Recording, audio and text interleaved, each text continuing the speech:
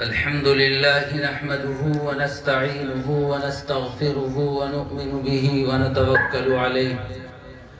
ونعوذ بالله من شرور أنفسنا ومن سيئات أعمالنا من يهده الله فلا مضل له ومن يضلله فلا هادي له ونشهد أن لا إله إلا الله وحده لا شريك له ونشهد أن سيدنا وسندنا وحبيبنا ومولانا محمدا عبده ورسوله صلى الله عليه وعلى آله وأصحابه وبارك وسلم تسليما كثيرا كثيرا.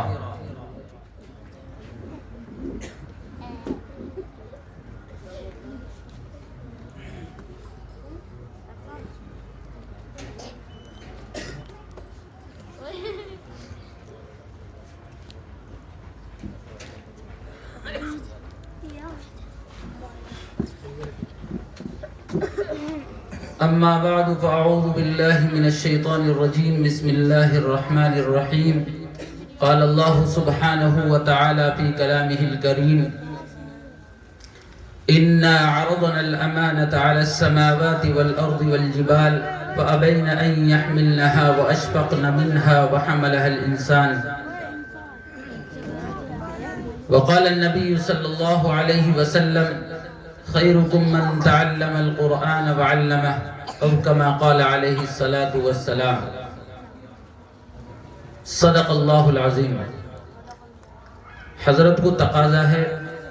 اس لیے پہلے دستار فضیلت جو حافظ قرآن بنا ہے بچہ، اس کے سر پر دستار فضیلت حضرت قاری خالد صاحب دامت برکاتہم العالیہ اپنے دست مبارک سے سجائیں گے. اس لیے تھوڑی دیر کے لیے آپ خاموشی کا ماحول بنا لیں. بیٹھی گئے، بس جلسہ ختم ہو چکا، بس آپ نے چندہ بھی دے دیا، بچے کے دستار بھی سج گئی اور سب کچھ ہو چکا ہے، بس اب دعا باقی ہے. چند معروضات آپ کی خدمت میں عرض کرنی ہے، وقت بھی کافی ہو چکا ہے. دوستو بزرگوں، اللہ تبارک و تعالیٰ کا بے حد احسان ہے، اس کا فضل ہے، اس کا کرم ہے کہ رب کائنات نے ہم سب کو اس دنیا کے اندر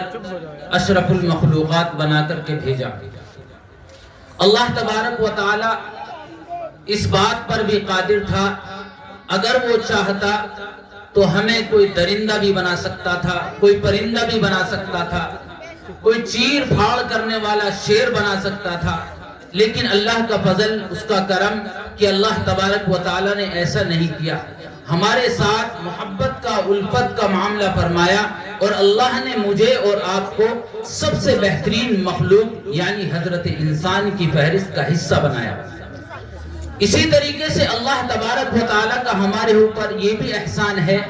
یہ بھی کرم ہے کہ اللہ تبارک و تعالیٰ نے انسان بنانے کے ساتھ ساتھ یہ فضل اور یہ کرم فرمانے کے ساتھ ساتھ اس بھری دنیا کے اندر آدم علیہ السلام سے لے کر آج تک اور آنے والے قیامت کے دن تک جتنی بھی دنیا کے اندر مخلوق آئے گی، انسان آئیں گے، ان میں سے منتخب کر کے اللہ رب العزت والجلال نے مجھے اور آپ کو اتنی بڑی نعمت عظمیٰ سے مالا مال کیا. جناب محمد رسول اللہ صلی اللہ علیہ وسلم کی امتی ہونے کا ہمیں شرف عطا کیا. یہ اللہ تبارک و تعالیٰ کی بہت بڑی نعمت ہے. اور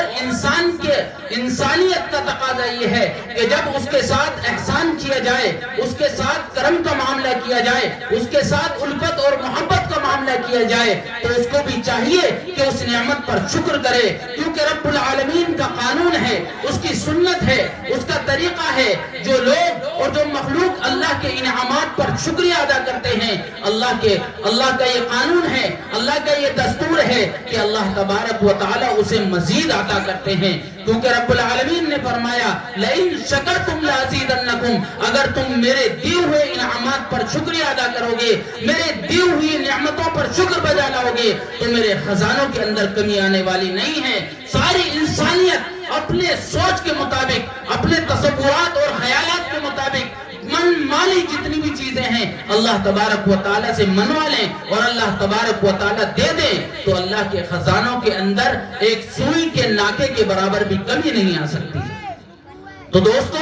دوسرا احسان اللہ کا یہ ہوا کہ اللہ نے اشرف المخلوقات ہونے کے ساتھ ساتھ ہمیں اشرف الامم یعنی نبی عالم جناب محمد رسول اللہ صلی اللہ علیہ وسلم کا امتی بنایا. اسی طریقے سے کلمہ طیبہ مل جانا لا الہ الا اللہ محمد الرسول اللہ کے انسان کو بغیر کسی مجاہدے کے، بغیر کسی مشقت کے، بغیر کسی تبدو کے مل جانا، یہ انسانیت کے لیے بہت بڑی کامیابی و کامرانی ہے. انسان کو ڈاکٹر ہونے پر فخر ہو سکتا ہے، انسان کو پروفیسر ہونے پر فخر ہو سکتا ہے، انسان کو منگلے بنگلے مل جانے پر فخر ہو سکتا ہے. یہ انسان کی دنیاوی کامیابی سے ہو سکتی ہے لیکن اخروی کامیابی ہرگز نہیں ہو سکتی. انسان وہ کامیاب ہے جس کو جناب محمد رسول اللہ صلی اللہ علیہ وسلم کا امتی ہونے کا شرف حاصل ہوا اور اس نے کلمہ طیبہ لا الہ الا اللہ محمد رسول اللہ کے تقاضوں کے مطابق اپنی زندگی کو ڈھالا، اس کو سنوارا اور بتائے ہوئے سنت کے مطابق اپنی زندگی کو ڈھالا، سنوارا اور آراستہ اور پیراستہ کیا. دوستو بزرگوں، اسی کلمہ طیبہ کے مل جانے کی بدولت اللہ تبارک و تعالی نے ہم پر تیسرا جو احسان کیا ہے وہ یہ ہے کہ نبی دو عالم صلی اللہ علیہ وسلم کے واسطے سے مجھے اور آپ کو اللہ تبارک و تعالی نے قرآن مقدس جیسی عظیم کتاب کا تحفہ عنایت فرمایا. یہ وہ قرآن ہے، یہ وہ کتاب ہے کہ جب نبی دو عالم جناب محمد الرسول اللہ صلی اللہ علیہ وسلم پر یہ نازل ہوتا تھا اور اس غار کے اندر جس کے اندر جناب محمد الرسول اللہ صلی اللہ علیہ وسلم نبوت کے مل جانے سے پہلے اللہ کی عبادت کے اندر اور اللہ سے لو لگانے کے لیے جاتے تھے. اور ایک روز ایسا ہوتا ہے کہ اللہ تبارک و تعالی کی جانب سے وحی کا فرشتہ جبریل علیہ السلام نمودار ہوتے ہیں اور یہ کہتے ہیں اقرأ بسم ربک الذی خلق خلق الانسان من علق اقرأ وربک الاکرم. یہ وہ پہلا پیغام تھا، پہلا میسج تھا تمام انسانیت کے لیے اور آدم علیہ السلام سے لے کر صبح قیامت تک جتنے بھی انسان آنے والے ہیں ان سب کے لیے اس کے اندر ایک پیغام تھا کہ لوگوں سب سے پہلے آپ کو قلم کو مضبوطی کے ساتھ پکڑنا ہے.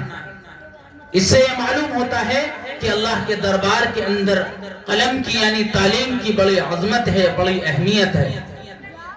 تو دوستو بزرگوں، جب نبی دو عالم جناب محمد رسول اللہ صلی اللہ علیہ وسلم اس غار سے آتے ہیں اور آ کر کے اپنے گھر تشریف لاتے ہیں، آپ پسینوں کے اندر شرابور ہیں اور یہ کہتے ہیں زملونی زملونی، مجھے چادر اڑا دیجئے، مجھے چادر اڑا دیجئے. آپ پر وحی کا یہ اثر ہوتا تھا کہ سرد موسم کے اندر بھی آپ پسینوں کے اندر شرابور ہو جایا کرتے تھے اور یہ کہتے زملونی زملونی، مجھے چادر اڑا دیجئے، مجھے چادر اڑا دیجئے. یہ وہ قرآن ہے جس کو اللہ تبارک و تعالی نے جناب محمد رسول اللہ صلی اللہ علیہ وسلم کے قلب اطہر پر نازل فرمایا اور اس کو ہمیں عطا فرما دیا.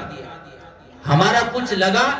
کوئی محنت، کوئی مجاہدہ، کوئی مشقت، کسی طرح کی پریشانی اٹھانی پڑی ہو، کتابوں کی شکل کے اندر، صحیفوں کے اندر ہمارے سامنے موجود ہے، لیکن ہماری بدقسمتی، افسوس کہ ہم اسے بھی پڑھنے اور پڑھانے کے لیے تیار نہیں. حالانکہ آمنہ کے لال نے 1400 سال پہلے فرمایا تھا خیرکم من تعلم القرآن وعلمہ، تمہاری نظر کے اندر پروفیسر بڑا ہو سکتا ہے، بہتر ہو سکتا ہے، مالدار کوٹھیوں والا عظیم ہو سکتا ہے، وکیل ہو سکتا ہے، لیکن نبی دو عالم جناب محمد رسول اللہ صلی اللہ علیہ وسلم کے دربار کے اندر کون انسان ہے جس کی فضیلت بیان کی جا رہی ہے؟ کون وہ انسان ہے جس کو اللہ کے نبی جناب محمد رسول اللہ صلی اللہ علیہ وسلم بہتر بتا رہے ہیں اور فرما رہے ہیں خیرکم من تعلم القرآن وعلمہ. لوگوں تمہارے نزدیک جو بڑا ہو، جو بہتر ہو، لیکن میرے دربار کے اندر وہ انسان عظیم ہے، وہ بلندیوں کو پہنچا ہوا ہے جس کو میرے قرآن کو پڑھنے اور پڑھانے کی اللہ نے توفیق دے رکھی ہے. آج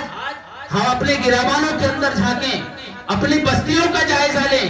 اپنے مستورات کا جائزہ لیں اور اپنی گھر فیملی کا جائزہ لیں. ہمارے گھر کے اندر کتنے بچے ہیں, کتنے جوان ہیں, کتنے نوجوان ہیں جو قرآن کریم کا الف اور بے تک نہیں جانتے ہیں,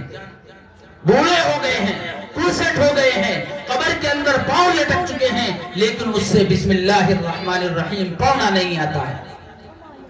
بہرکیف جب یہ نازل ہوا قرآن کریم جناب محمد الرسول اللہ صلی اللہ علیہ وسلم کی ذات اقدس پر, اور آپ نے اس کی نشر و اشاعت کا اعلان فرمایا,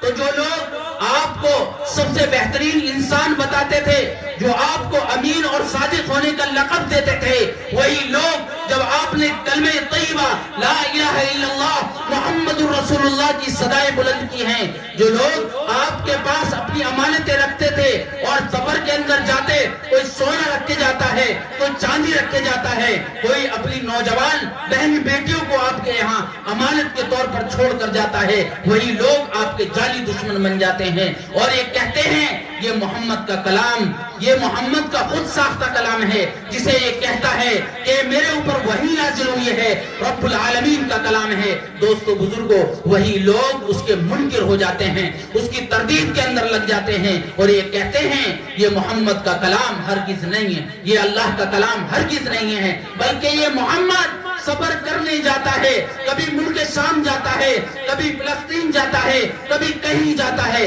کبھی کہیں جاتا ہے, اور وہاں سے پرانی کتابیں پڑھ کے آتا ہے اور ہمارے بھولی بھالے عوام کا بے وقوف بناتا ہے.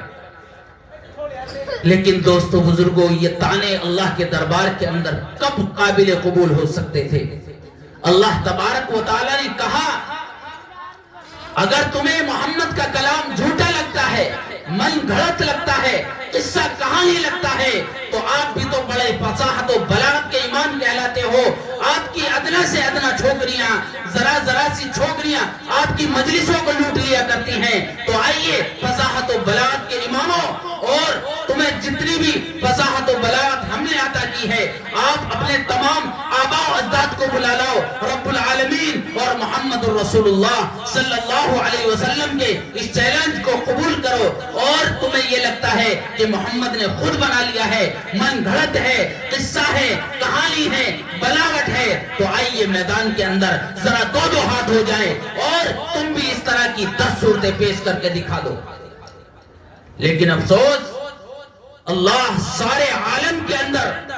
سارے جہان کے اندر سناٹا ہے, کہیں سے کان پڑی آواز نہیں آتی ہے, کسی کی مائی کے لال کے اندر اتنی جرأت, اتنی ہمت اور بے باکی نہیں تھی, وہ اتنی طاقت اور قوت نہیں جٹا پا رہا تھا کہ اللہ کے نبی علیہ السلام کے اس کلام کا جواب لاتا.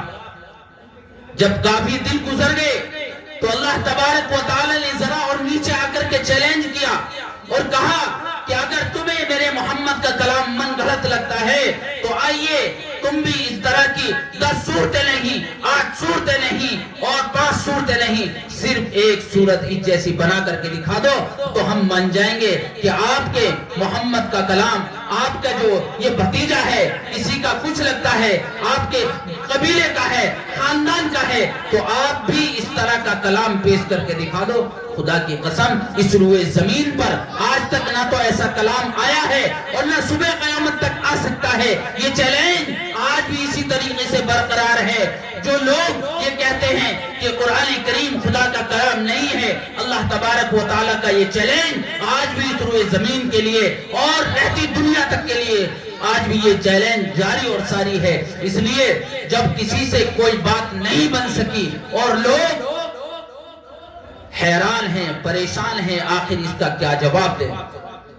اللہ تبارک و تعالیٰ نے آخر میں ایک چھوٹی سی سورت, سورہ کوثر کے نام سے جس کو ہم اور آپ جانتے ہیں, اللہ تبارک و تعالیٰ نے نازل فرمائی اور کہا اِنَّا أَعْطَيْنَاكَ الْكَوْثَرَ فَصَلِّ لِرَبِّكَ وَانْحَرْ إِنَّ شَانِئَكَ هُوَ الْأَبْتَرُ. اور یہ عرب کا دستور تھا, یہ عرب کی سنت تھی, یہ طریقہ تھا کہ جو شاعر سب سے بہترین کلام پیش کرتا تھا اس کو بیت اللہ کے دروازے کے اوپر آویزہ کر دیا جاتا, اور یہ اس بات کی علامت ہوتی, یہ اس بات کی نشانی ہوتی, یہ کلام بے توڑ ہے, لاجواب ہے, بے مثال ہے, فی الحال یہ کلام ٹرینڈ کے اندر چل رہا ہے, یعنی اس کا کوئی توڑ نہیں ہے, اس کا کوئی مقابل نہیں ہے, یہ لاسانی کلام ہے. اس لیے اللہ تبارک و تعالی نے کہا